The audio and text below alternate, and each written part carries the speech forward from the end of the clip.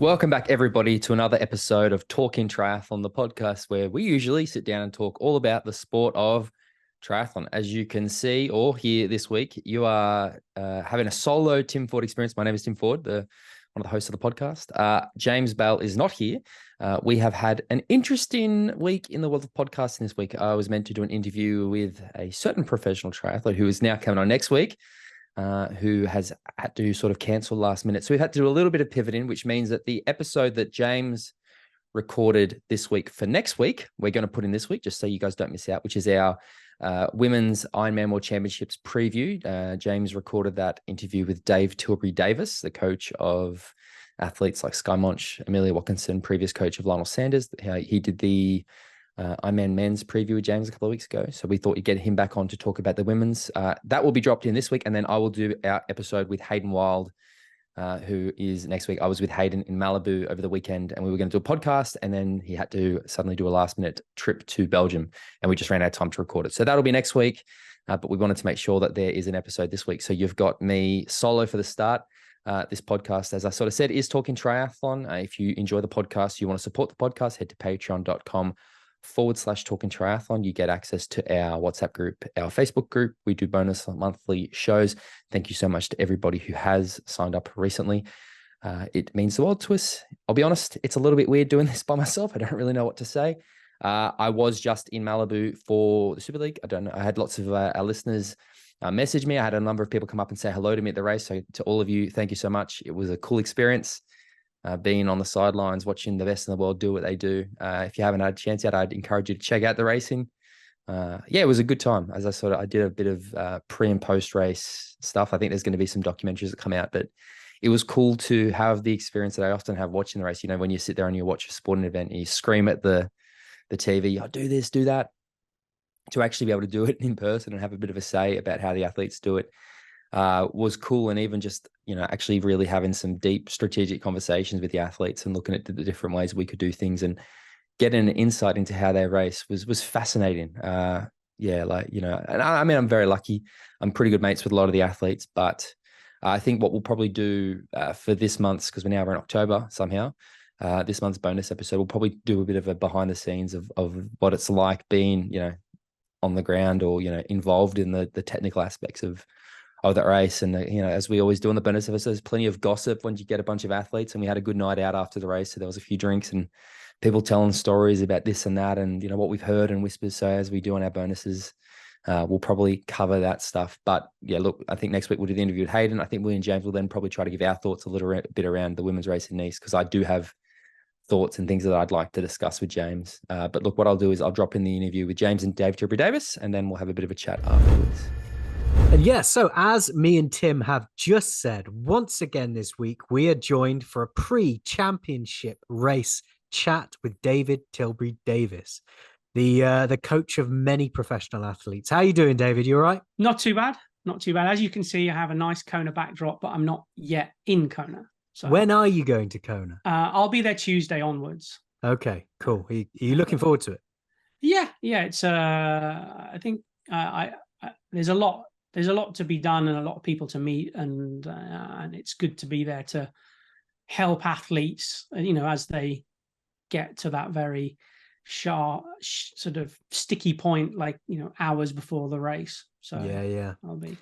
Have you arranged a load of meetings? Is your time there just filled with meetings, or are you just sort of cruising into it? There's a fair few sort of industry folks to meet up with, and as a slight aside, Bjorn Giesman, who's Kat Matthews' coach, decided it would be really good fun to get a handful of coaches together. So there's myself, Bjorn, Dan Lorang, Dan Plews, Ian O'Brien, and a couple of others, Philippe Seep, meant to be all hanging out with Bjorn for coffee and gin and tonic on one of the evenings. I thought you were going to say you were going to race or something, but no, it's coffee and gin and tonic, is it? Coffee and or gin and tonic. So no, fair enough.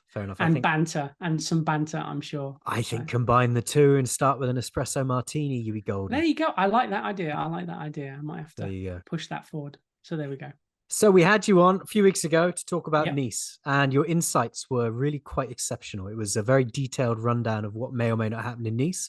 And as we saw from the results of that show, I was very wrong with my predictions, and you were much closer to being right than I was. I mean, I think it was nice to see that I was what I thought might happen and who would be significant players was sort of fairly spot on. Obviously, Sam was the big shock to me, and congratulations to him. But that wasn't something I'd put in the cards.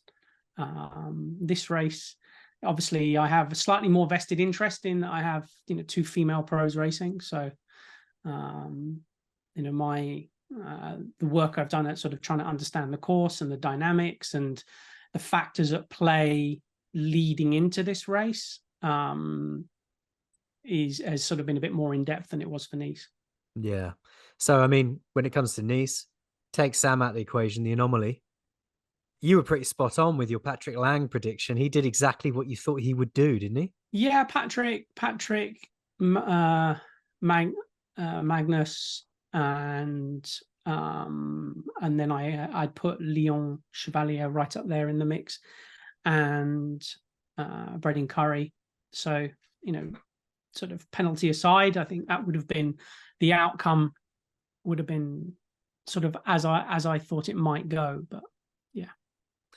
So Kona, we got the first time the women are racing on their own in Kona. Yeah. Who have you got racing there? So I work with Sky Munch and Jodie Robertson, and I have another age grouper racing there as well. So it'll be 3 ladies racing, but obviously Sky and Jodie in the pro wave. Yeah, indeed.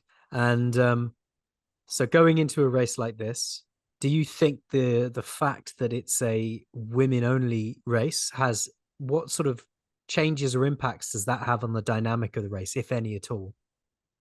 I think probably the main one, and it's a double-edged sword, because I think the main one is the media spotlight is purely on the women. Mm-hmm.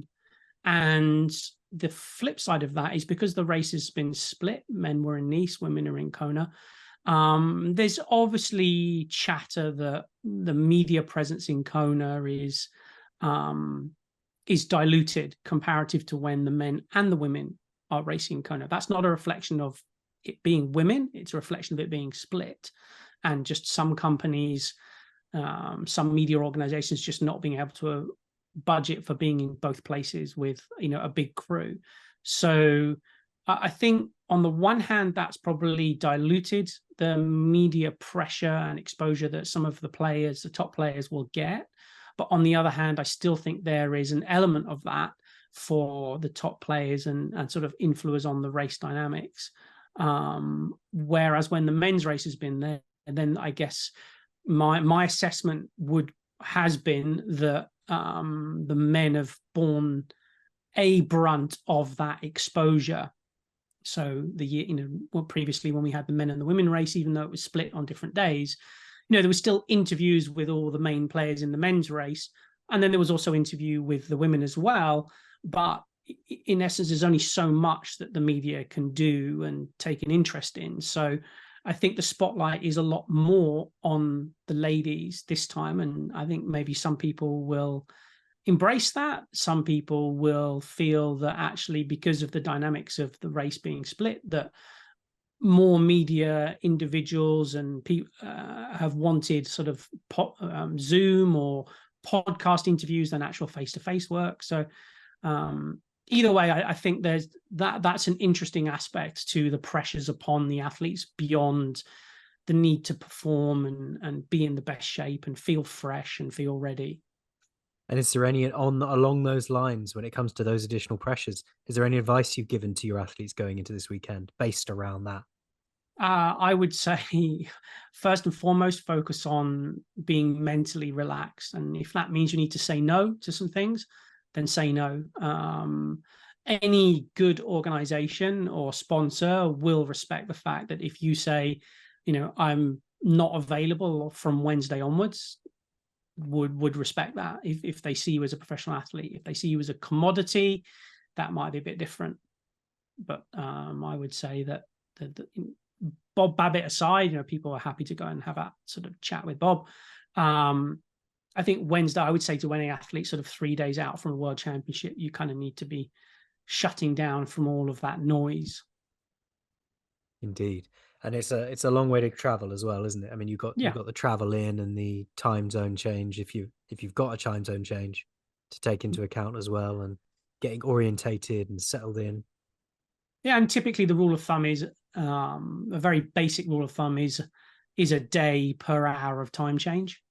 So that's why, you know, many athletes do a pre-camp in the US and then bounce on to Kona, and some head out to Maui a bit earlier to make sure that they fully acclimate. So that's a basic rule of thumb. And obviously some people still have jobs that they have to work, and so they can only get so much time off work. Do you think not having the male pros racing on the race course on the day will have any impact in terms of how the race plays out? Absolutely. I think it allows for a cleaner race. You know, it's not going to happen necessarily every time, but a perfect example of the problem with male pros racing on the same course as female pros and the limitations upon time gaps between the two was Oceanside 70.3 this year, where we saw a young up and coming sort of, you know, new male pro get stuck in the middle of the lead women's pack, and he wasn't doing anything illegal, wasn't doing anything wrong. That's the nature of the race, but you know, that's not going to be that's a non-issue here. And traditionally in Kona they have had more of a time gap, but any possibility of that even happening in the slightest is a non-issue now. So I think that's good for the pro women. I think the other nice thing about Kona is the nature of the course, and it's, you know, I was chatting with Jimmy Riccatello the other day, and he said, you know, in Kona it's really simple. It's 2 reflectors. You know, there's reflectors on the road, and he's like, it's 2 reflectors. That's the draft zone limit. It's no more complicated than that. And if you can't keep to 2 reflectors, you're going to get a penalty. End of. He said that's what the officials are using, is that's their rule. That's how they're judging. And in other environments, you know, maybe not afforded that privilege based on the design of the road. But in Kona it could not be more simple. So there's no ambiguity there. There's no ambiguity. I think that was the word I was looking for. Yeah. Thanks, James. So last time around we were talking about Nice. We had to pretend that I was your highly accomplished professional athlete that you were coaching to that race. This time around we don't have to do that. You've got athletes in this game. Yes. What are you telling them? How are you telling them to approach this race? Obviously, each athlete's got their own individual strengths and weaknesses, but, you know, what is it about this race weekend? Where's your advice coming from?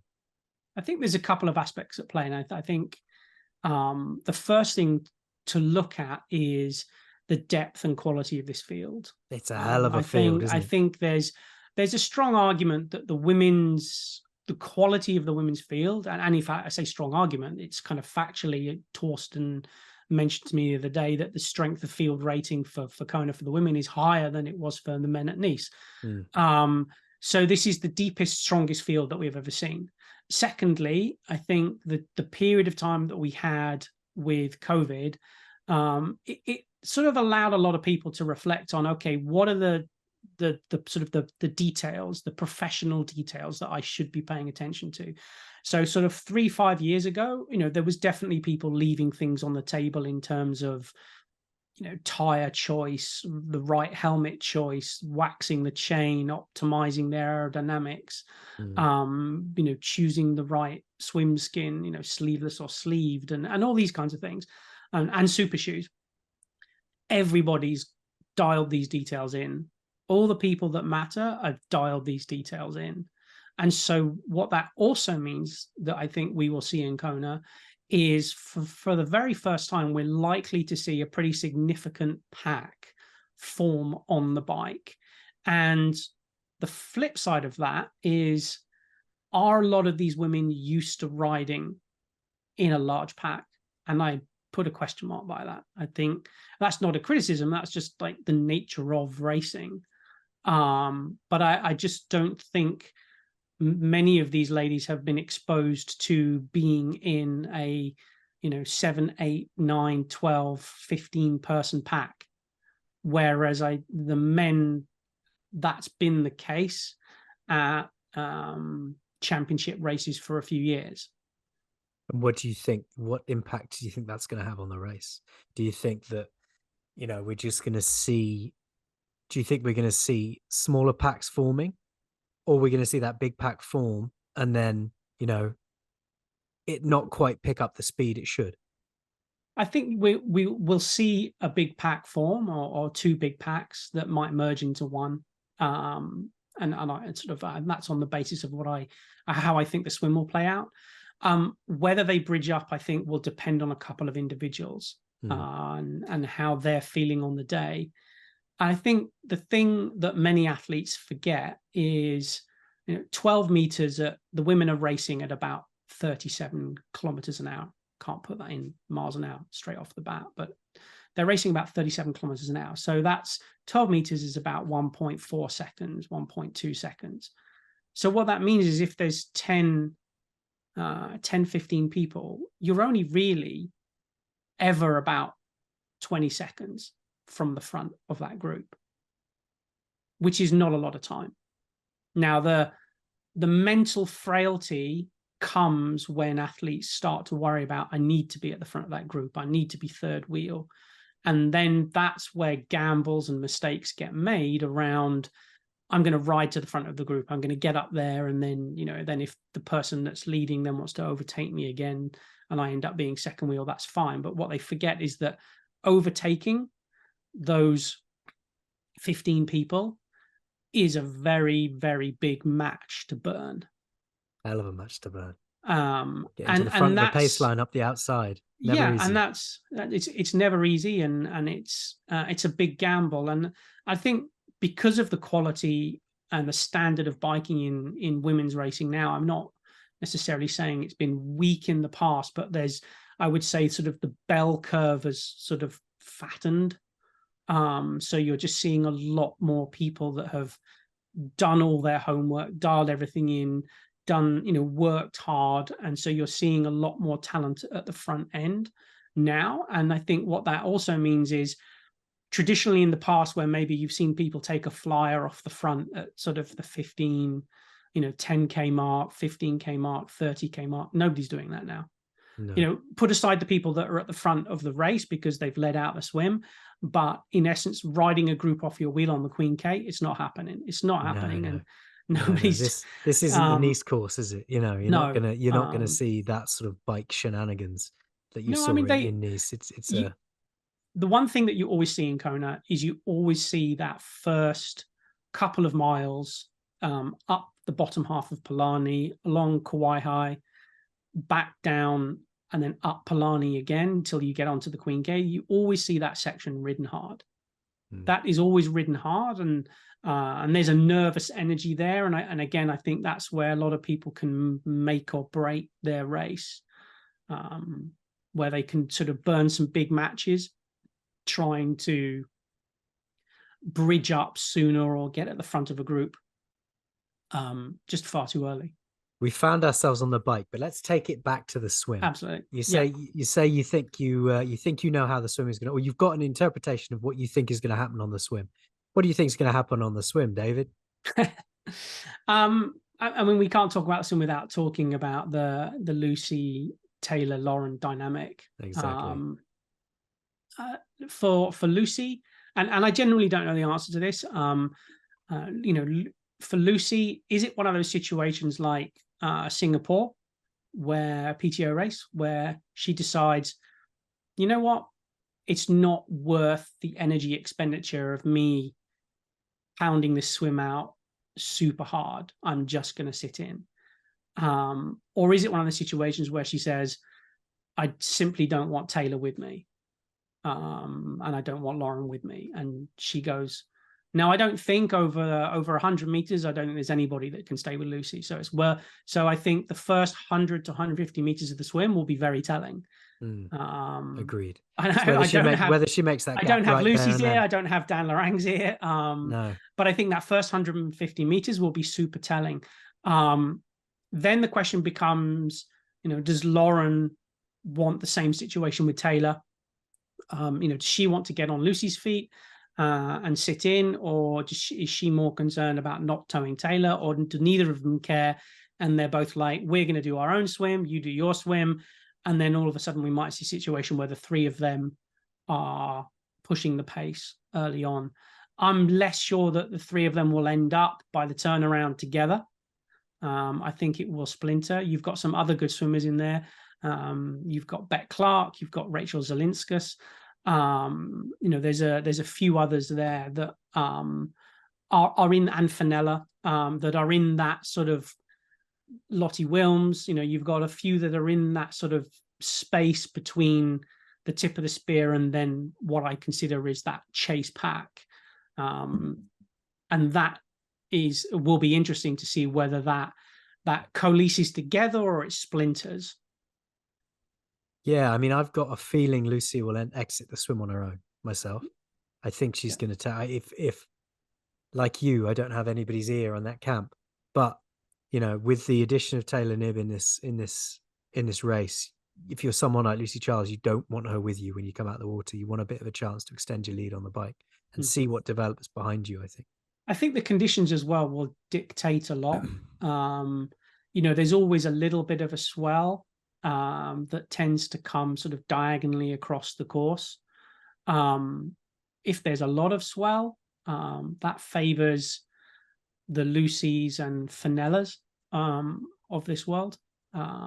If it's a lot calmer day, it favors the sort of the faster swimmers that have more sort of pool speed swimmers. So we'll see. I think that will also be a factor at hand. But I agree with you. I don't think if I was coaching Lucy, I would sort of suggest that you probably want to get away sooner than later, and then settle down into your own pace, your own rhythm. And then if somebody wants to bridge up and burn a monstrous match, then, have at it. But so we've come out the swim. Yeah. In our virtual race right now, Lucy's got a gap. There are other swimmers coming out the swim behind her. Lucy's got a gap on the bike, but then there's a large group forming behind her. This is that large group we talked about. Mm-hmm. Is that large group not just going to swallow her up anyway? I think when you look at sort of expectations, within that group of individuals who are good swimmers, you've got really Fenella that's the standout on the bike. And so those three aside, the sort of Lucy, Lauren, Taylor, those three aside, then you sort of got the Beck Clark, Rachel Zelinskas, Fenella, Lottie Wilms, Pamela Oliveira, Hayley Chura, Sarah True, if she has a good swim. Do they end up as a pack or do they end up splintered? I suspect that even if they end up as a little bit of a pack, Fenella's view might be, I'm genuinely the stronger rider here. I'm just off because previously what she did was ride up to that front. So that's sort of part one of the sort of dynamics behind that group is, realistically is a sort of, going by surnames is a sort of Norden, Berry, Crowley, Sodaro, Macaulay, Reef, Riveros, Munch, Nielsen, Haug, Matthews is in there, sort of group. Anna Haug and Kat Matthews are at the back of that group potentially. But if they have good swims, that's a lot of firepower in that group. And if I was to then say, how could I envisage that might play out? I suspect it depends on what Anna, Kat, and Lisa particularly want to do. Now, interestingly, I mentioned Chelsea within that group. By all accounts, amongst that group, Chelsea's sort of rated, and this is purely a rating, subjectivity, is rated as that's probably one of the weaker bikers of that group. And secondly, none of that group are going to want to tow Chelsea round at 12 meters. None of them are going to want to tow around. So does that play into the dynamics of the race? Now, I suspect it will. And I'm sure, Dan Pelouse is a smart guy. Chelsea's an experienced racer. I'm sure they're not silly enough to not realize that. So they'll have their wits about them. But I think what happens to that group relative to those front sort of good swimmers and then the gap to Lucy depends on the day, the sort of the strategy that Lisa, Kat, and Daniela decide they want to play in the moment. And I can't second guess that. But if we look at history, we can see that generally speaking, they all tend to ride fairly steady and stronger in the back half. Yeah. Again, going back to my point that in this day and age, like nobody's riding anybody off their wheel at 40k into the race or 60k into the race. It's not happening. When you look at results previously, you look at separations. Typically, the separations occur up Harvey, down Harvey, up Kauai High, and then up past the sanitary works. At the back end of the course. As an individual, if you find yourself in one of those chase groups, what do you think your best course of action is? If you're someone like, let's say, Daniela Ryf in the second chase group back, or you're someone in the first chase group. I would say, again, this comes down, and I think one factor at play is how good are you at riding down Harvey? And not just in terms of gearing, choice on your bike, but cadence, neuromuscular fatigue. How good are you at drilling it down that at 70 kilometers an hour? Because we've always seen gaps form not only up Harvey, but down Harvey. So that's why I say I think there's a quick succession of sections that are important. I think there'll be a hard pace pushed up Harvey, and anybody that has, gambled, has, bluffed, physiologically speaking, to that point is quickly going to get separated.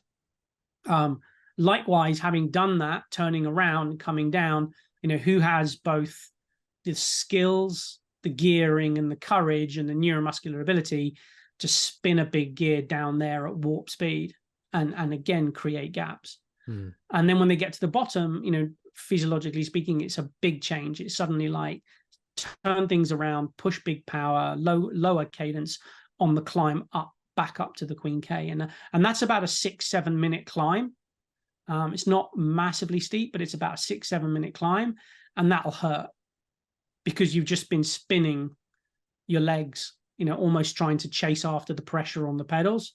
And then suddenly it's like, bang, 65, 70 RPM, big power, that's going to hurt some people. And traditionally what we've seen is Daniela ride strong up Harvey and then just continue to stretch things further on and further on, particularly come the 150k mark, which is roughly around sort of the sanitary works on the Queen K on the way back. It's a real embarrassment of riches, isn't it, this? Because yeah. I'm sitting here and I'm thinking, right, pick an athlete. How far does this athlete need to be ahead in order to win? And then I'm like, well, then if she's there, then she needs to be there, but she's there. It's like there are so many people that could win this race on this list. Yeah. And I love it. There's a lot of, people forget that they talk about, how much time does Anna need? Yeah, that was the first thought that came into my head. And the reality is people forget that she's ranked number 2 on the PTO rankings bike-wise. Yeah. She's considered really strong on the bike now.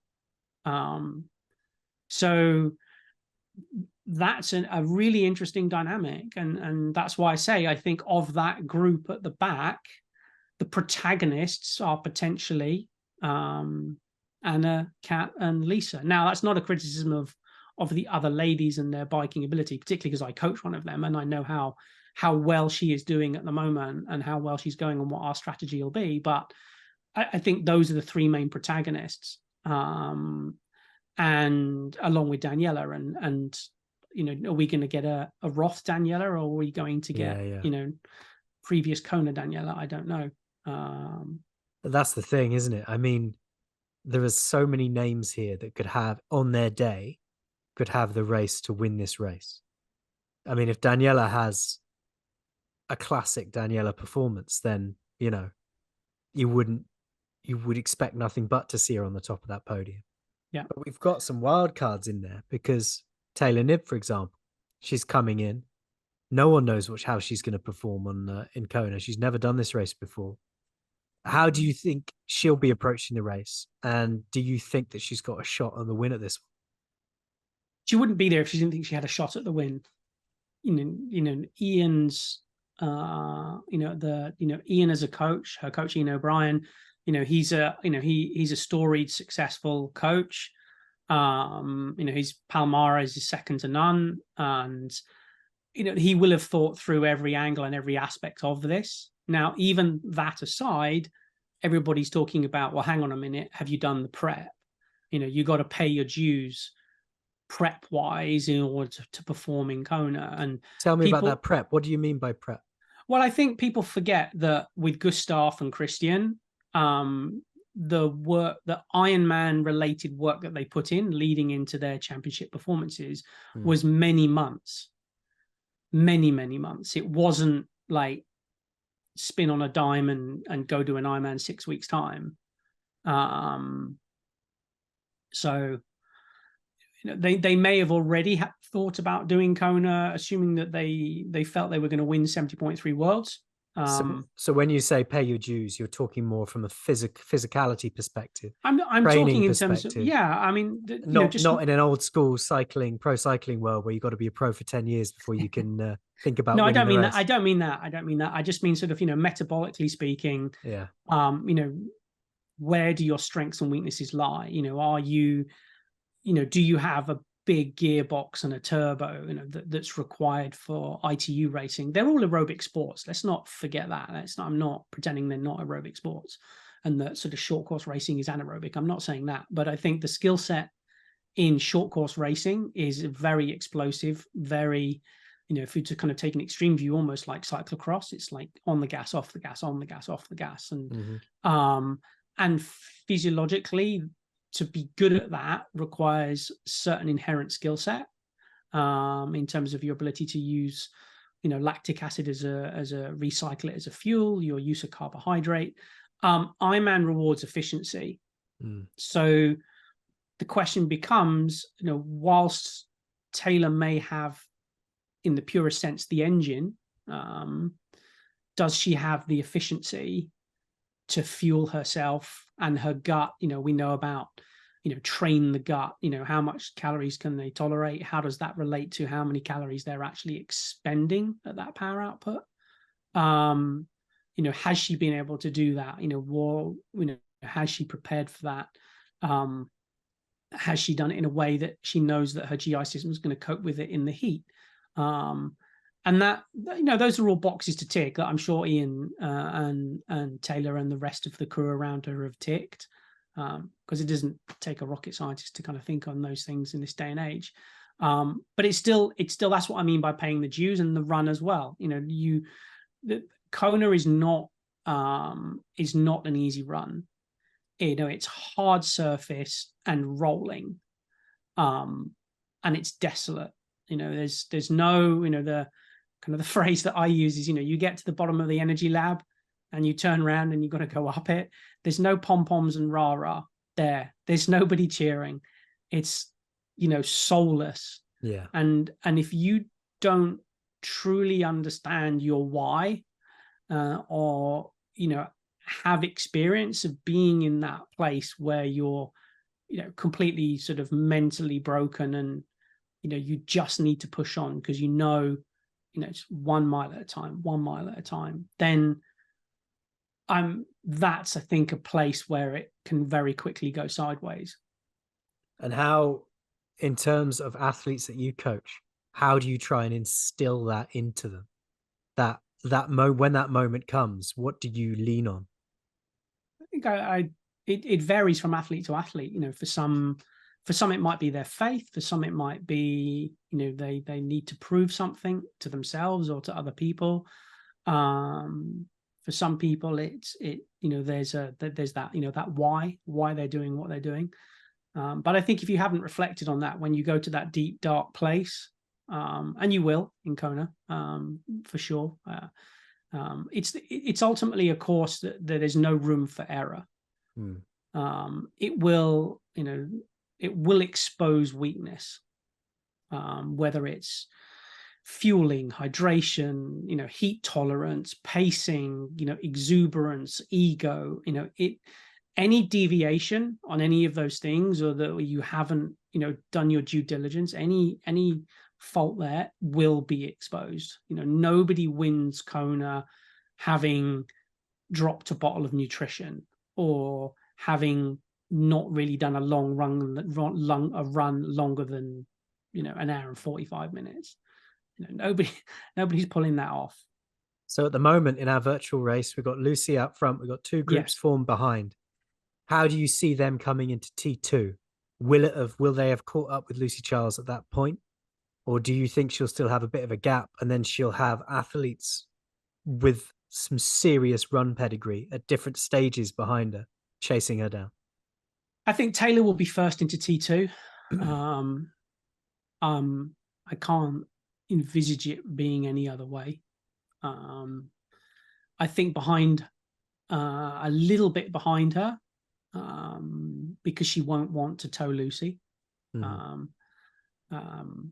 She know that her day will be done if she's bringing Lucy to T2. So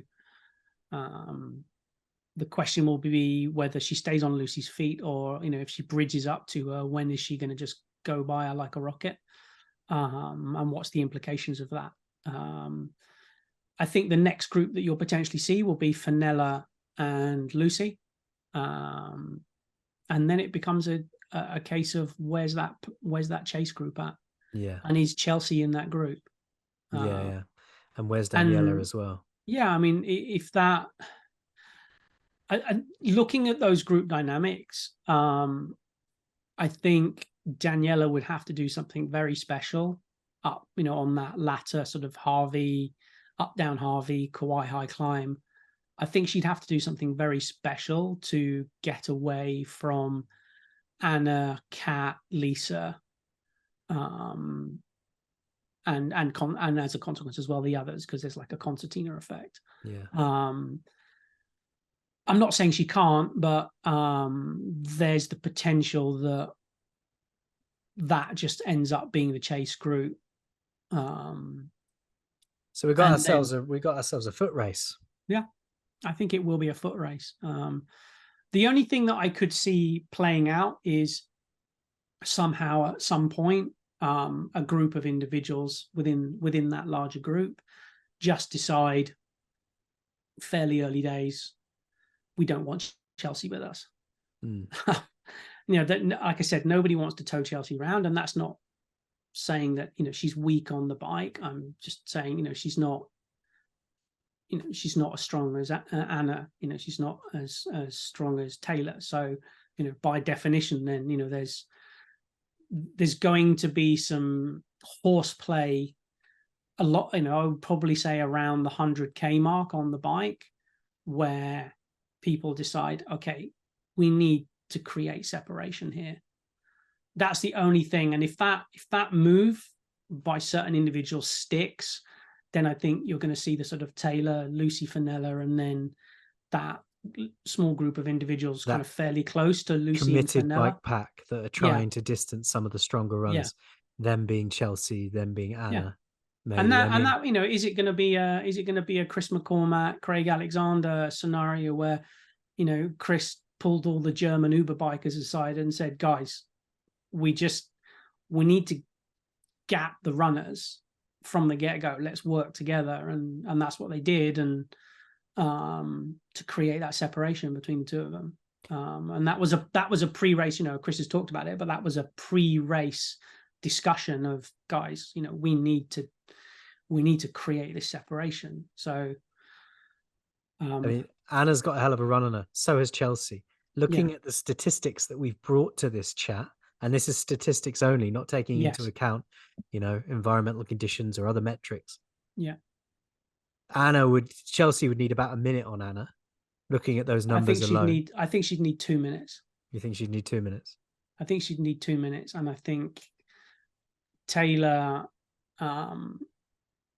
incredible talent, will definitely in the coming years set the triathlon world alight in an interesting way. I'm not convinced she'll, wire to wire it. I think there will be valiant effort, and I think there's a potential for her to be top 5, but I don't think she makes that podium. And I tend to agree with you, but I'm very wary of sounding like that old bloke who's going, nah, there's no way she'd turn up. She hasn't paid her dues. Do you know what I mean? I'm not saying she hasn't paid her dues. I know training hard. I know that's not what you're saying, but Olympic I'm wary of sounding like that. Yeah. Because I wouldn't be surprised if she did have an absolute blinder. I don't think it's beyond the realm of possibility that happens. I think for some people, if they saw her racing in Lati, would say, she's in form, but they would probably put a question mark around, is she in Kona form? Yeah.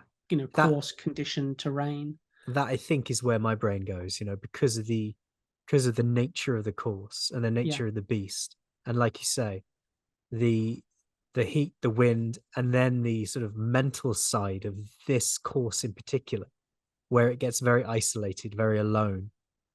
Having some experience of having gone through that before is a benefit, I think. Yeah. So, and a lot of the women on the start list have raced Kona before. We're not talking about Nice. This isn't a new situation. A lot of these women are going in with an understanding of what they're up against and how they're going to play it out.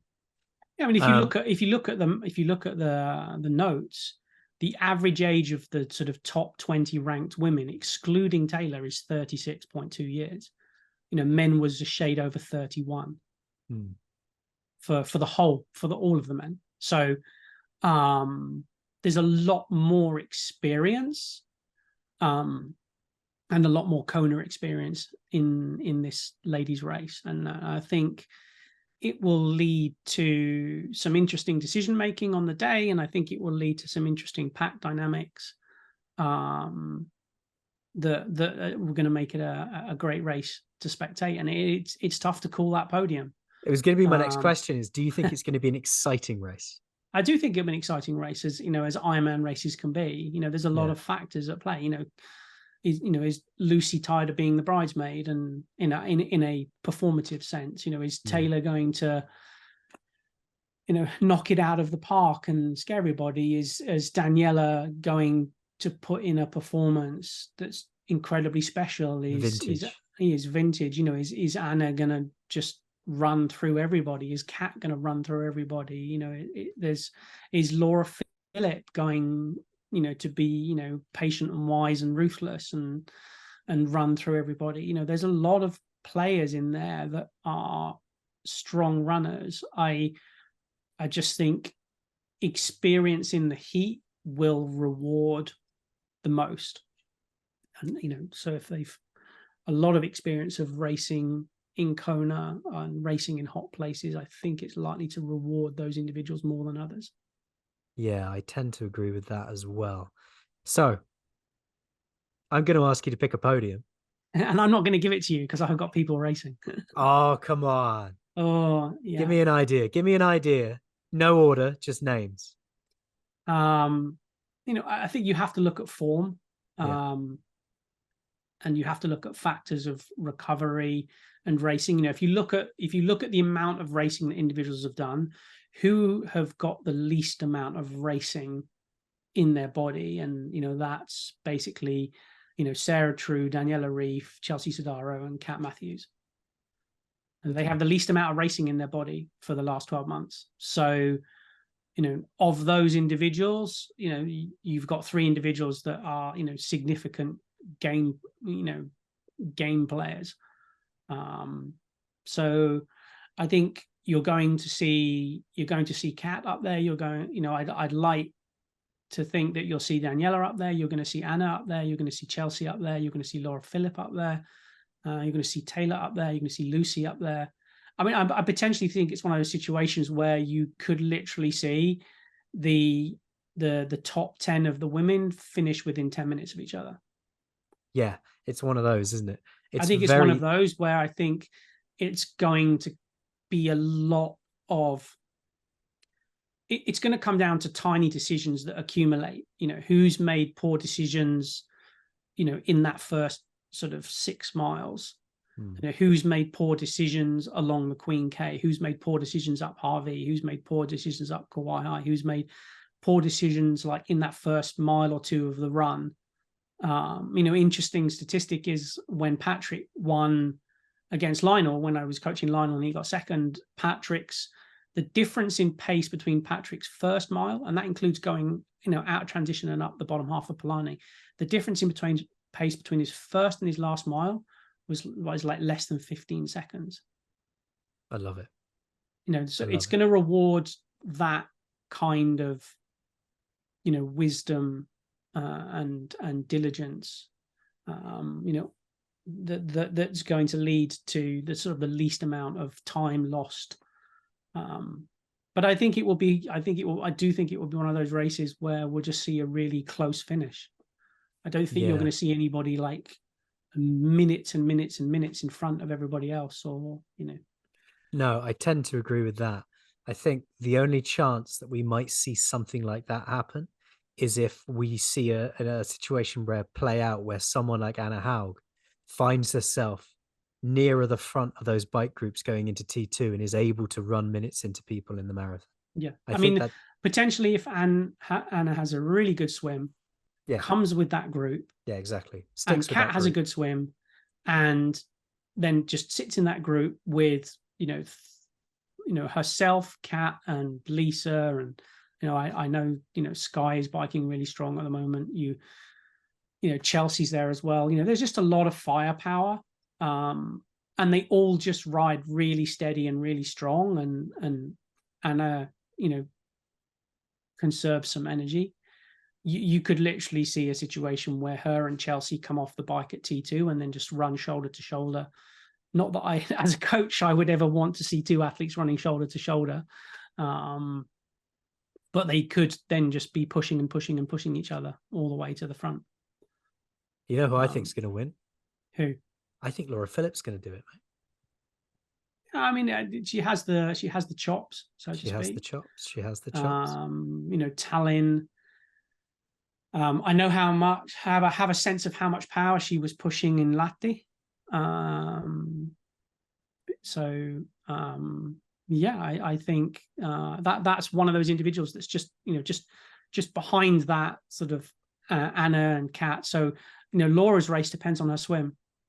Yes, agreed. If she has a good swim and she's with those other two and some even potentially that group, if she's in that group, then that's even more firepower.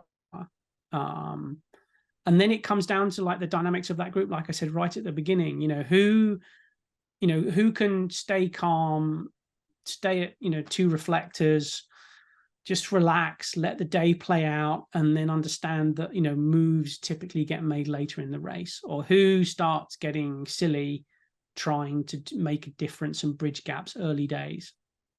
I mean, I think we've got such strength and depth here that we might see some big groups coming out the swim together as well. I think we're going to see a long line of swimmers coming into T1 together.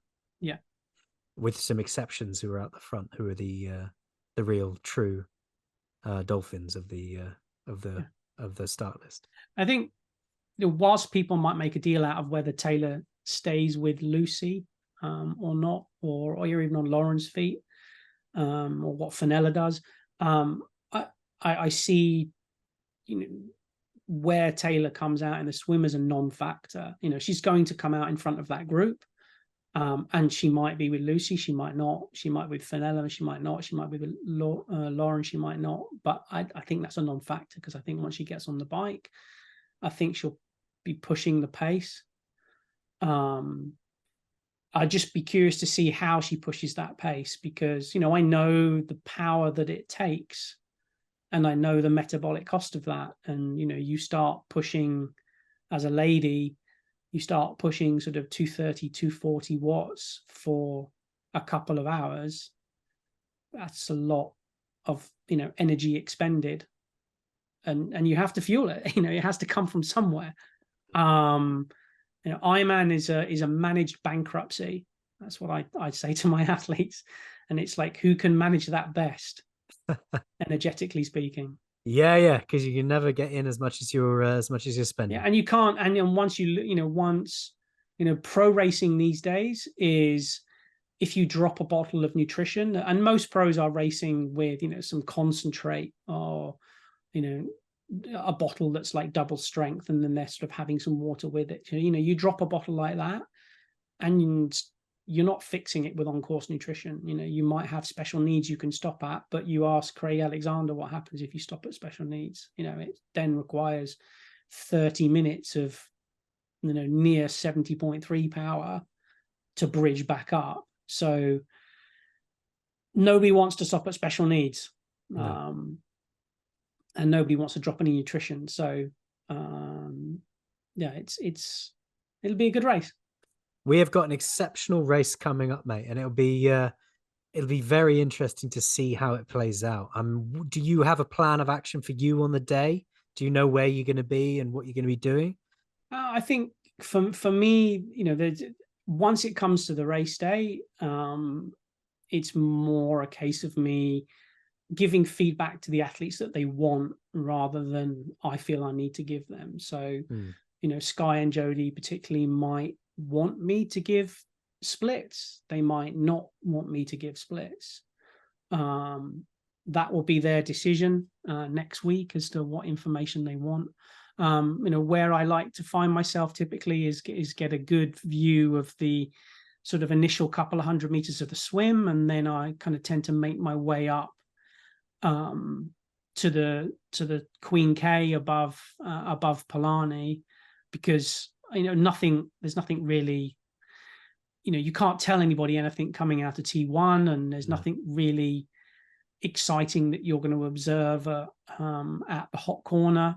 I think the important point is to see how things have panned out once the athletes get up onto the Queen K and start heading towards Harvey. And the course is closed, a couple of K on from that point. So, or even a kilometer on from that point. So, it's around that point that's good to be able to give people a sense of what's going on. And then, on the run, it's then it's sort of, I tend to sort of stay a little bit past the hot corner, where there's the turning back down onto a Leahy, to be able to kind of talk to people, give them some insights to where they're at, because they come by there twice, on the way out, and then on the way back to go up onto the Queen K. And then that's it. And then it's go and find a good place to, unless it's, unless there's a likelihood of it being really close, and then then it's a case of maybe going back up onto the Queen K, and urging people to close out that last sort of 2 miles as hard as they can. Yeah. Because people have been passed in the finishing chute, so it's not over until it's over. Absolutely not. So we'll keep an eye out for you on the broadcast, mate, as you potter around and shout at people. If anybody wants to find you on the internet, find out what you're about, follow you, where can they look?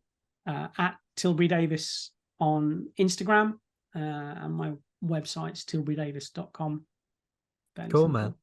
Well, it's been an absolute pleasure to have you on again. My pleasure. Cheerio, mate. So there you go. That's James and Dave previewing next week's women's Kona race. As I sort of said before, there's plenty of things I'd like to discuss.